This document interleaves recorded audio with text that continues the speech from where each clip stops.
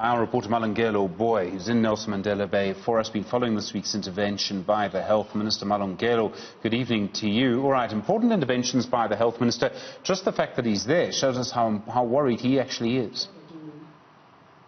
That's right, Stephen. In fact, we spent most of our time today in Woma Township here in Port Elizabeth. That's one of the areas, Stephen, that's been flagged as a hotspot. We're interacting with some locals, asking them about how concerned they are about the rise in coronavirus infections in this particular area. And of course, people are concerned, Stephen, but more so, they are concerned whether there will be enough beds just in case there's a need for them to be admitted to some of the hospitals when that resurgence perhaps comes into play here. And we've also seen authorities in this particular region, Stephen, beginning to roll out more testing and screening, specifically in areas that have been flagged as hotspots here in the Nelson Mandela Bay region. In fact, when we're in Woma Township, we saw also, Stephen, health officials moving around the area using loud hailers, telling people the importance of wearing masks and also social distancing, but also telling people to begin to go to some of the local clinics so that they can be able to test for the coronavirus. And of course, all those efforts that we're starting to see in this particular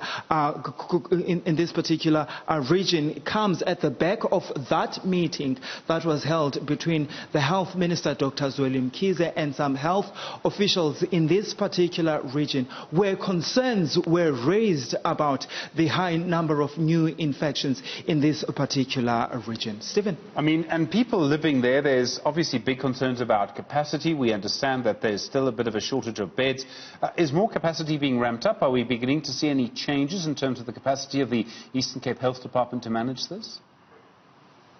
Well, Stephen, if you ask authorities whether do they have capacity in terms of beds, well, they will tell you that they have enough capacity as things stand. In fact, we were in Livingston Hospital about 2 hours ago, where we were actually taken through to a basement parking, Stephen, that has since been turned into a COVID-19 ward.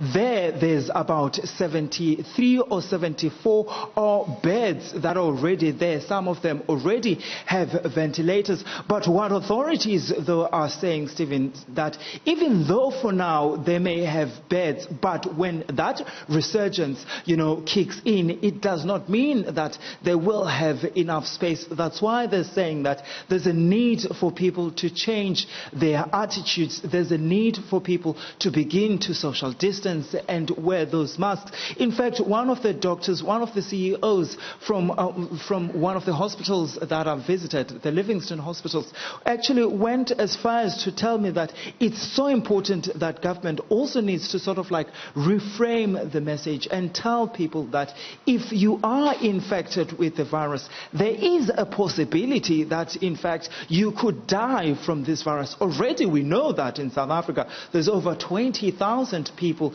that have died from COVID-19. And still no explanation as to why the Eastern Cape is being so badly affected. I mean, it seems hard to understand why Nelson Mandela Bay has so many cases and the rest of the country is not having such a tough time. So what authorities, Stephen, have said to us that this could be an attribute to what we're currently seeing here at the Nelson Mandela Bay municipality. They're talking about clusters. They're also talking about major events or sporting. There was a sporting event that was held about 2 weeks back or a week back, and they believe that event could have led to, an increase in COVID-19 cases. But also remember, Stephen, this particular region also has universities like Nelson Mandela University, and we're told there that also there have been COVID-19 cases that have jumped up. But also if you go to Grahamstown or Makanda, we're also told there, Stephen, that there was a major entertainment event there that was attended by many students and members of the communities, and some of those